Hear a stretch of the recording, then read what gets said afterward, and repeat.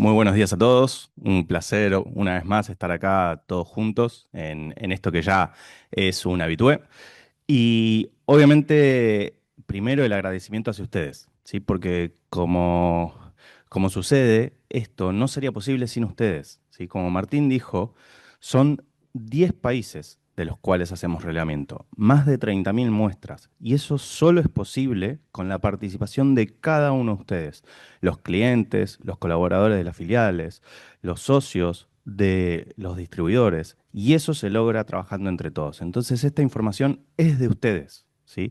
Aprovechenla, aprovechen toda esta información que se genera porque no es sencillo. No es sencillo tener una información que sea realmente relevante y que nos indique cómo se van moviendo las tendencias de micotoxinas. Entonces, este año tenemos la alegría de sumar a un país más, ¿sí? Chile se suma a la familia. Nuestros distribuidores de Agrovet tuvieron la amabilidad de compartirnos las muestras y sumarse a este proceso. Y con eso ya tenemos 10 países de Latinoamérica. Eso nos permite realmente tener un relevamiento de todo lo que sucede en Latinoamérica. Hoy tenemos cobertura casi total, entonces podemos realmente indicar cómo se están moviendo estas prevalencias. Y otro hito fue que analizamos más de 32.000 muestras. Si ustedes recuerdan, el año pasado analizamos 12.000 muestras. El promedio que nosotros tenemos son alrededor de 8.000. El año pasado hicimos récord con 12.000 y este año más que lo duplicamos. Entonces, realmente esto solo se logra con la participación entre todos. Y lo importante, como decía Martín, es el peso que tienen este análisis, porque las micotoxinas no son sencillas de analizar y el principal error se comete en el muestreo y en el análisis. Entonces, realmente tener 32.000 muestras con métodos estandarizados, con métodos validados y que todos podamos tener acceso es lo que nos permite que esta información sea robusta. Porque sí, ustedes pueden hacer un análisis de micotoxinas de un camión, un análisis de micotoxinas de un molino y poder tener un dato particular de ese alimento. Pero para que eso tenga peso, se logra con el aumentando el número de muestras. Y eso obviamente solo es posible si trabajamos entre todos. Un poco cómo está distribuido, sí, obviamente Brasil sigue siendo el de mayor peso específico a la hora de aportar cantidad de muestras, pero sin embargo fíjense que todos están bastante distribuidos de forma homogénea, ¿sí? Entonces todos están aportando a esta información. Pero ¿qué pasó? ¿Qué es lo que vimos? Una vez más, seguimos con tendencias que se mantienen. Y eso es lo interesante de esto. Ahora después vamos a ver la línea de tiempo y vamos a ver cómo fueron cambiando. Pero ya es casi el cuarto año consecutivo en donde tenemos más de 85% de positividad. O sea, 8 de cada 10 muestras que analizamos son positivas. Y eso es terrible, ¿sí? O sea, eso nos está indicando de que no vamos a escapar al problema de las micotoxinas. Seguramente el alimento tiene micotoxinas.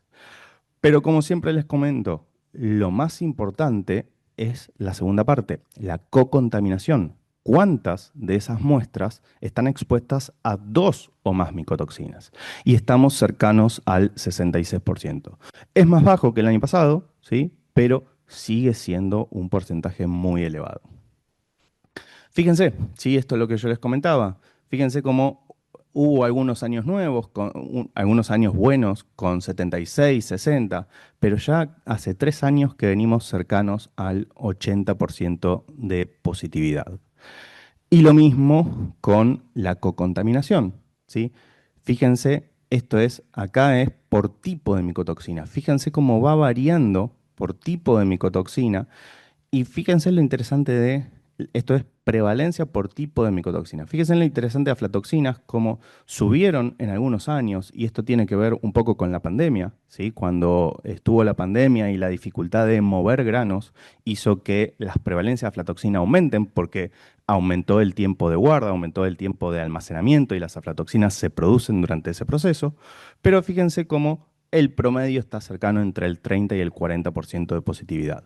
Sin embargo, fíjense cómo varían y cómo se mantienen porcentajes elevados lo que son las fumonicinas y lo que son los tricotecenos, que después vamos a hablar un poco más en profundidad.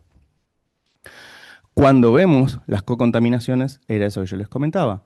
Empezamos a tener un incremento en la prevalencia de cocontaminaciones y hoy estamos en valores cercanos al 60-70%. Es un montón. Cuando analizamos concentraciones, o sea, no solamente positividad, sino cuál es la carga de micotoxinas, acá vemos datos muy interesantes. Porque fíjense, fumonicina casi que se mantiene siempre estable en el orden de los 1800.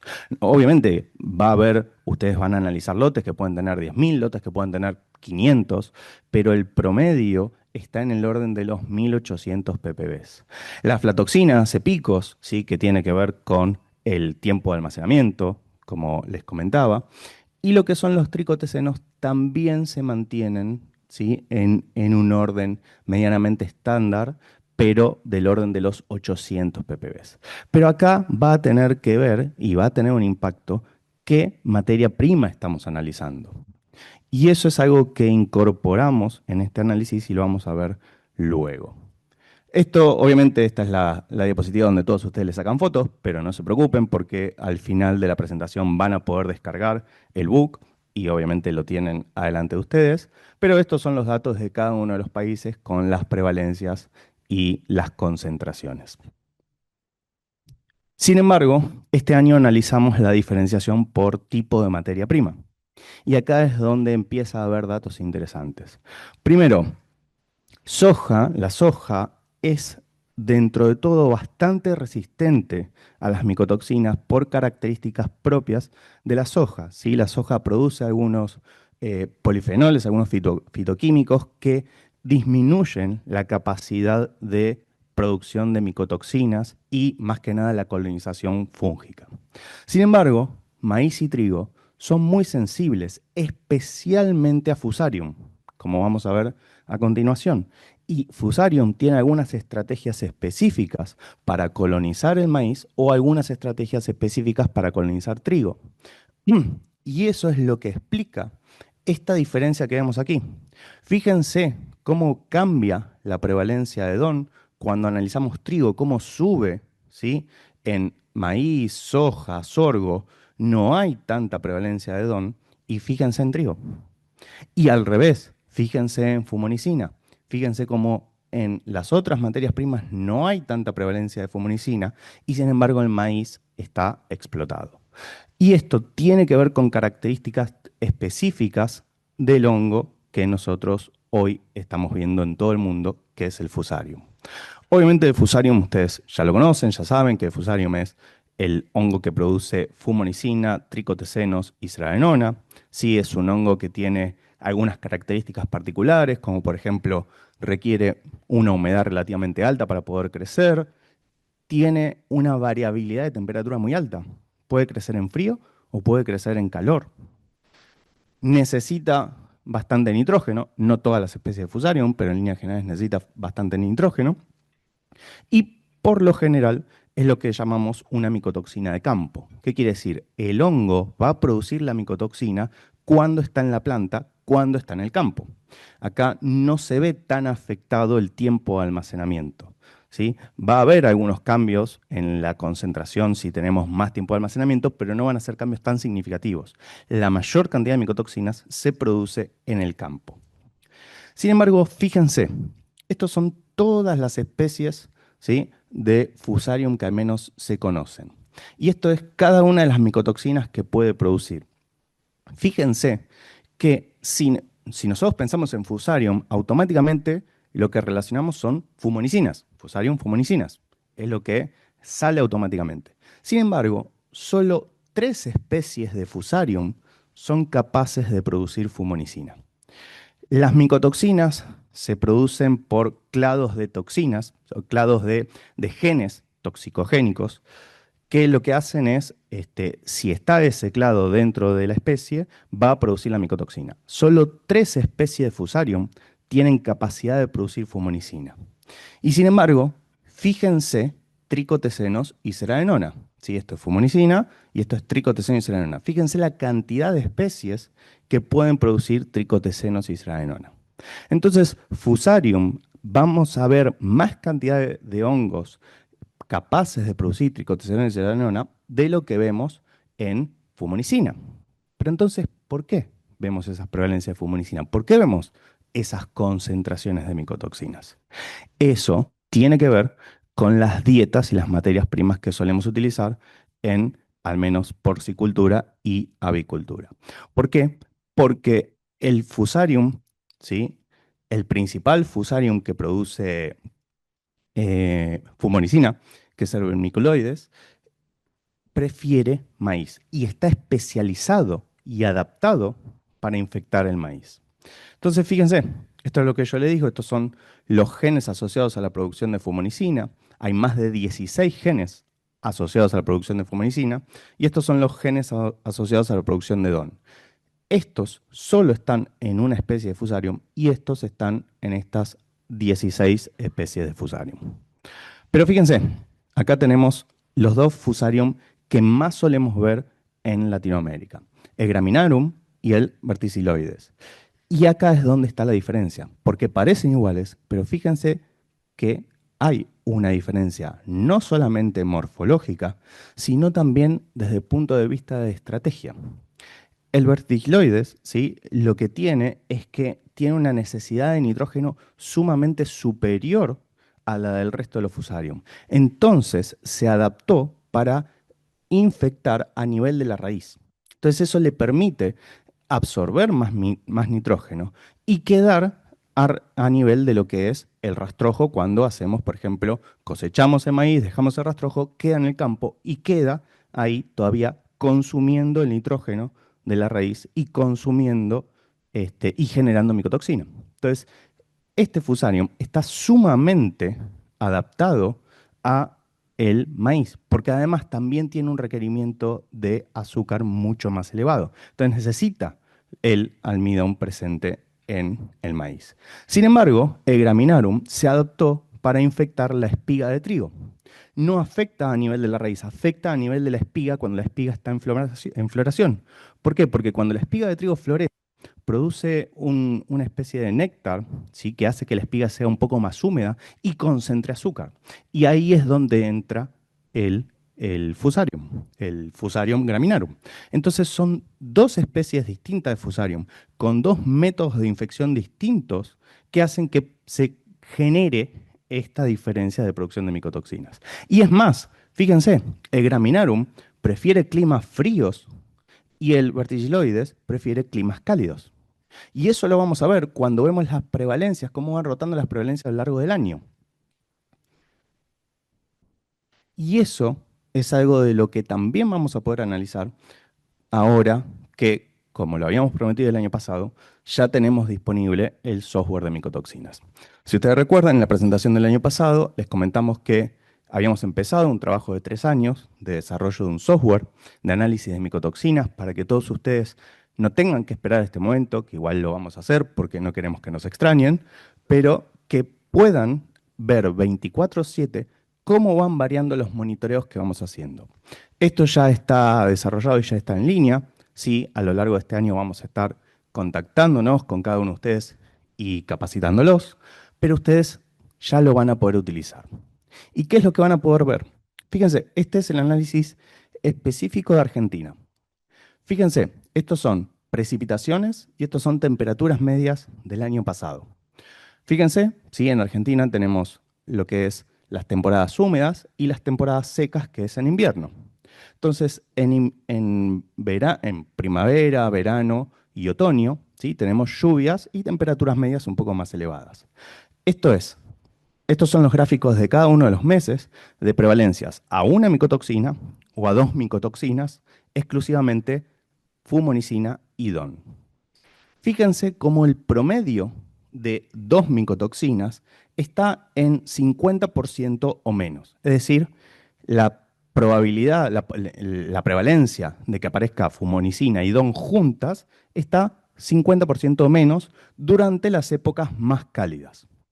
Sin embargo, Fíjense qué pasa cuando pasamos a invierno, en donde el clima favorece a Graminarum, donde el clima favorece al Fusarium que produce DON. Fíjense cómo aumenta las prevalencias de contaminación. ¿Eso qué quiere decir?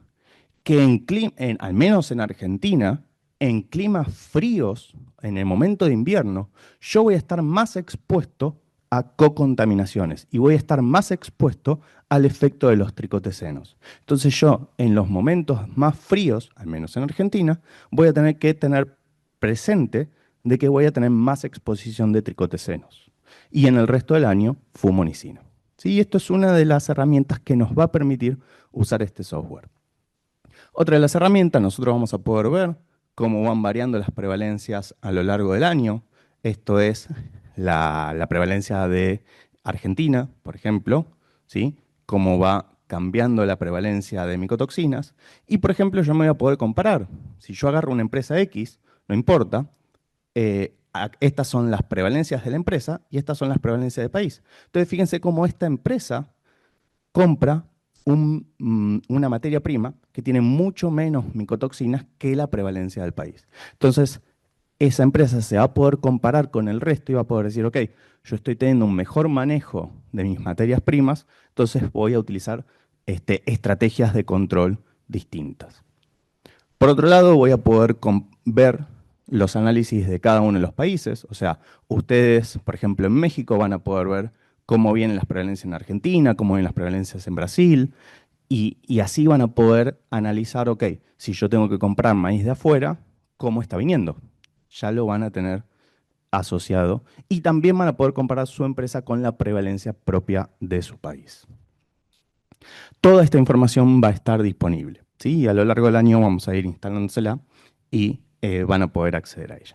Pero bueno, eso es un poco lo que vimos este año. Este año continuamos con las prevalencias elevadas de micotoxinas, continuamos con co-contaminaciones cercanas al 70%, fumonicina y tricoteceno siguen siendo un problema, y ya vimos la diferencia que tenemos entre las especies de Fusarium que producen fumonicina y las especies de Fusarium que producen tricotecenos. ¿Qué podemos hacer?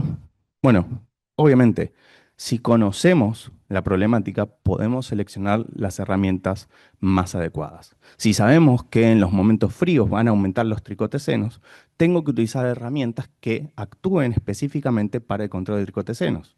Y si sabemos que tenemos un 70% de cocontaminaciones, tengo que seguir utilizando herramientas que me puedan controlar varias micotoxinas de forma simultánea.